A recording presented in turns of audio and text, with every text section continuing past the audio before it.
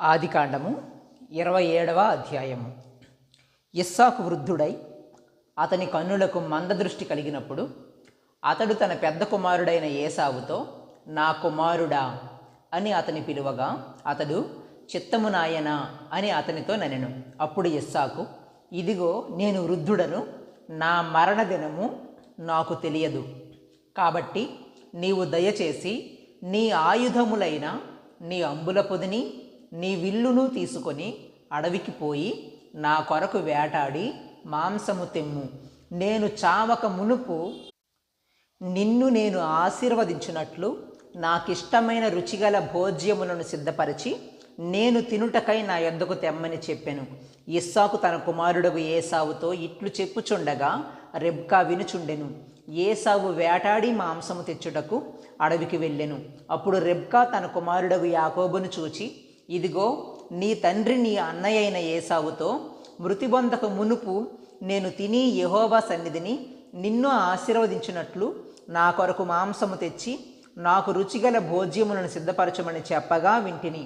కాబట్టి నా కుమారుడా, నా మాట విని నేను నీకు ఆజ్ఞాపించినట్టు చేయుము. నీవు మందకు వెళ్ళి 2 మంచి మేక పిల్లలను అక్కడ నుండి నా యొద్దకు తెమ్ము. వాటితో నీ తండ్రికి ఇష్టమైన రుచిగల భోజ్యములను అతనికి చేసెదను. నీ తండ్రి మృతి పొందక ముందు అతడు వాటిని తిని నిన్ను ఆశీర్వదించినట్లు నీవు వాటిని నీ తండ్రి యొద్దకు తీసుకుని పోవలెననెను. అందుకు యాకోబు, నా సహోదరుడైన ఏసావు రోమము గలవాడు, నేను నున్నని వాడును గదా. ఒకవేళ నా తండ్రి నన్ను తడవి చూచును, అప్పుడు నేను అతని దృష్టికి వంచకుడనుగా తోచిన ఎడల నా మీదికి శాపమే గాని ఆశీర్వాదము తెచ్చుకొననని చెప్పెను. అయినను అతని తల్లి, నా కుమారుడా, ఆ శాపము నా మీదికి వచ్చునుగాక. నీవు నా మాట మాత్రము విని పోయి వాటిని నా యొద్దకు తీసుకుని రమ్మని చెప్పగా అతడు వెళ్ళి వాటిని తన తల్లి యొద్దకు తీసుకొని వచ్చెను. అతని తల్లి అతని తండ్రికి ఇష్టమైన రుచిగల భోజ్యములను సిద్ధపరచెను. మరియు తన జ్యేష్ఠ కుమారుడగు ఏసావునకు సొగసైన వస్త్రములు ఎంట తన యొద్ద నుండెను గనుక రెబ్కా వాటిని తీసి తన చిన్న కుమారుడగు యాకోబునకు తొడిగించి ఆ మేక పిల్లల చర్మములతో అతని చేతులను అతని మెడ మీద నునుపు భాగమును కప్పి తాను సిద్ధపరచిన రుచిగల భోజ్యములను రొట్టెను తన కుమారుడగు యాకోబు చేతికియ్యగా అతడు తన తండ్రి యొద్దకు వచ్చి, నా తండ్రి అని పిలువగా అతడు, ఏమి నా కుమారుడా, నీవెవరవని అడిగెను. అందుకు యాకోబు, నేను ఏసావు అను నీ జ్యేష్ఠ కుమారుడను. నీవు నాతో చెప్పిన ప్రకారము చేసియున్నాను. నీవు నన్ను దీవించుటకై దయచేసి లేచి కూర్చుండి నేను వేటాడి తెచ్చిన దానిని తినుమనెను. అప్పుడు ఇస్సాకు, నా కుమారుడా, ఇంత శీఘ్రముగా అది నీకెట్లు దొరికెనని అడుగగా అతడు, నీ దేవుడైన యెహోవా నా ఎదుటికి దాన్ని రప్పించుట చేతనే అని చెప్పెను. అప్పుడు ఇస్సాకు, నా కుమారుడా, నీవు ఏసావను నా కుమారుడవో కావో నేను నిన్ను తడవి చూచెదను, దగ్గరకు రమ్మని చెప్పెను. యాకోబు తన తండ్రి అయిన ఇస్సాకు దగ్గరకు వచ్చినప్పుడు అతడు అతని తడవి చూచి, స్వరము యాకోబు స్వరము గాని చేతులు ఏసావు చేతులే అనెను. యాకోబు చేతులు అతని అన్నయ్య అయిన ఏసావు చేతుల వలె రోమము గలవైనందున ఇస్సాకు అతనిని గుర్తు పట్టలేక అతనిని దీవించి, ఏసావు అను నా కుమారుడవు నీవేనా అని అడుగగా యాకోబు, నేనే అనెను. అంతటా అతడు, అది నా యొద్దకు తెమ్ము, నేను నిన్ను దీవించినట్లు నా కుమారుడు వేటాడి తెచ్చినది తిందునెనెను. అతడు తెచ్చినప్పుడు అతడు తినెను. ద్రాక్షారసము తేగ అతడు త్రాగెను. తరువాత అతని తండ్రి అయిన ఇస్సాకు, నా కుమారుడా, దగ్గరకు వచ్చి నన్ను ముద్దు పెట్టుకొమ్మని అతనితో చెప్పెను. అతడు దగ్గరకు వచ్చి అతని ముద్దు పెట్టుకొనెను. అప్పుడు అతడు అతని వస్త్రములను వాసన చూచి అతని దీవించి ఇట్లనెను, ఇదిగో నా కుమారుని సువాసన యెహోవా దీవించిన చేని సువాసన వలె నున్నది.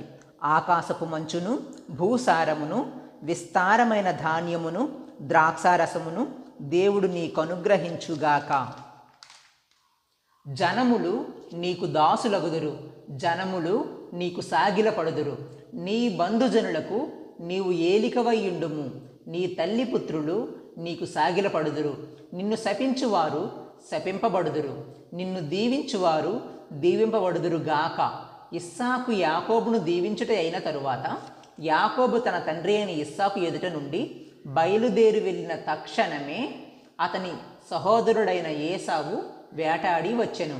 అతడును రుచిగల భోజ్యములను సిద్ధపరచి తన తండ్రి వద్దకు తెచ్చి, నా తండ్రి నన్ను దీవించున్నట్లు లేచి నీ కుమారుడు వేటాడి తెచ్చిన దాని తినుమని తన తండ్రితో ననెను. అతని తండ్రి అయిన ఇస్సాకు నీవెవరవని అతనిని అడిగినప్పుడు అతడు, నేను నీ కుమారుడను ఏసావు అను నీ జ్యేష్ఠ కుమారుడనగా ఇస్సాకు మిక్కుటముగా గడగడ వణుకుచు, అట్లయితే వేటాడిన భోజ్యమును నా యొద్దకు తెచ్చిన వారెవరు? నీవు రాక మునుపు నేను వాటన్నిటిలో తిని అతనిని నిజముగా దీవించి తిని, అతడు దీవింపబడిన వాడే అనెను.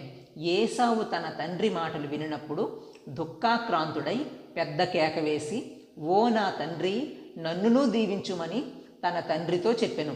అతడు, నీ సహోదరుడు కపటోపాయముతో వచ్చి నీకు రావలసిన దీవెన తీసుకొని పోయెను. ఏసావు యాకోబు అను పేరు అతనికి సరిగానే చెల్లినది.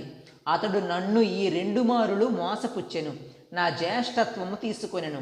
ఇదిగో ఇప్పుడు వచ్చి నాకు రావలసిన దీవెనను తీసుకొనెనని చెప్పి నా కొరకు మరి ఏ దీవెనయు మిగిల్చి ఉంచలేదా అని అడిగెను. అందుకు ఇస్సాకు, ఇదిగో అతని నీకు ఏలికనుగా నియమించి అతని బంధుజనులందరినీ అతనికి దాసులుగా ఇచ్చి తిని, ధాన్యమును ద్రాక్షారసమును ఇచ్చి అతని పోషించి తిని గనుక నా కుమారుడా, నీకేమి చేయగలనని ఏసావుతో ప్రత్యుత్తరమియ్యగా, ఏసావు, నా తండ్రి, నీ యొద్ద ఒక దీవెనయే ఉన్నదా? నా తండ్రి, నన్ను కూడా దీవించుమని తన తండ్రితో చెప్పి ఏసావు ఎలుగెత్తి ఏడ్వగా, అతని తండ్రి అయిన ఇస్సాకు, నీ నివాసము భూసారము లేకయు పైనుండి పడు ఆకాశపు మంచు లేకయు నుండును.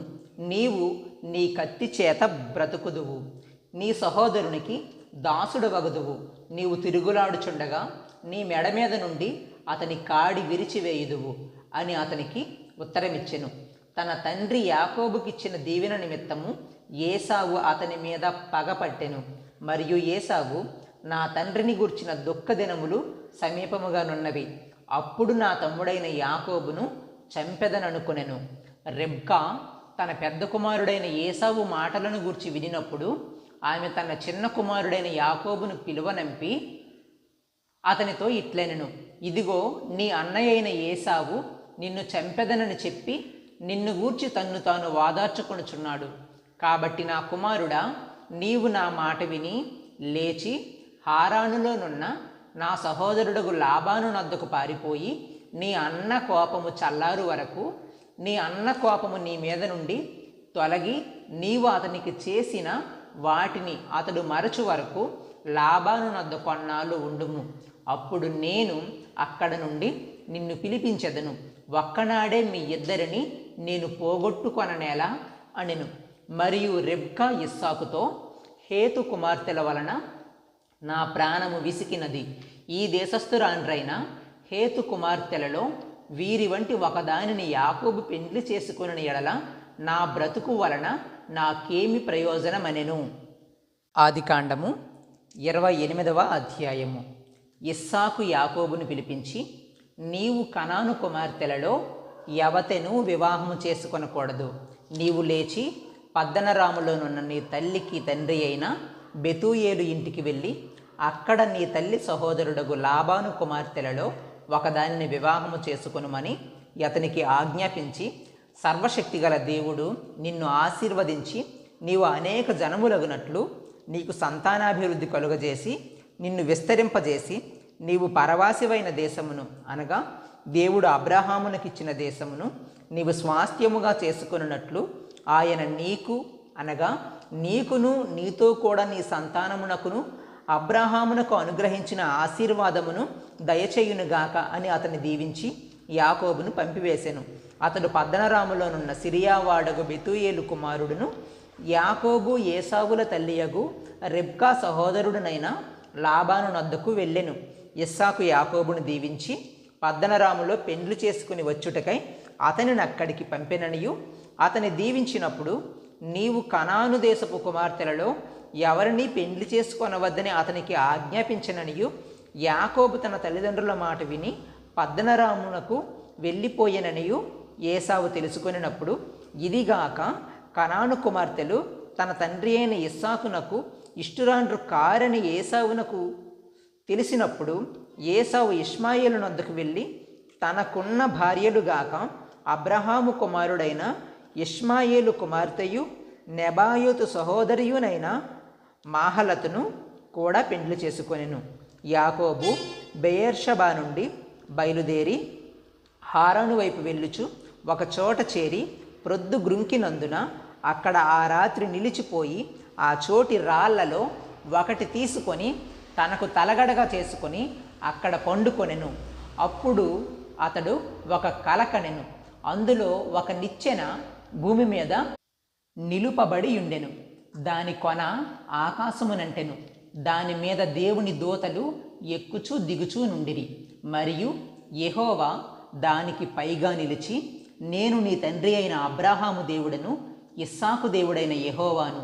నీవు పండుకొని ఉన్న ఈ భూమిని నీకును నీ సంతానమునకును ఇచ్చెదను. నీ సంతానము భూమి మీద లెక్కకు ఇసుక రేణువుల వలె నగును. నీవు పడమటి తట్టును, తూర్పు తట్టును, ఉత్తరపు తట్టును, దక్షిణపు తట్టును వ్యాపించెదవు. భూమి యొక్క వంశములన్నీయు నీ మూలముగాను నీ సంతానము మూలముగాను ఆశీర్వదింపబడును. ఇదిగో, నేను నీకు తోడైయుండి నీవు వెళ్ళు ప్రతి స్థలమందు నిన్ను కాపాడుచు ఈ దేశమునకు నిన్ను మరలా రప్పించెదను. నేను నీతో చెప్పినది నెరవేర్చు వరకు నిన్ను విడువనని చెప్పగా, యాకోబు నిద్ర తెలిసి నిశ్చయముగా యెహోవా ఈ స్థలమందున్నాడు, అది నాకు తెలియకపోయేననుకొని భయపడి, ఈ స్థలము ఎంతో భయంకరము, ఇది దేవుని మందిరమై గాని వేరొకటి కాదు, పరలోకపు గవిని ఇదే అనుకొనెను. తెల్లవారినప్పుడు యాకోబు లేచి తాను తలగడగా చేసుకొనిన రాయి తీసి దానిని స్తంభముగా నిలిపి దాని కొన మీద నూనె పోసెను. మరియు అతడు ఆ స్థలమునకు బేతేలను పేరు పెట్టెను. అయితే మొదట ఆ ఊరి పేరు లూజు.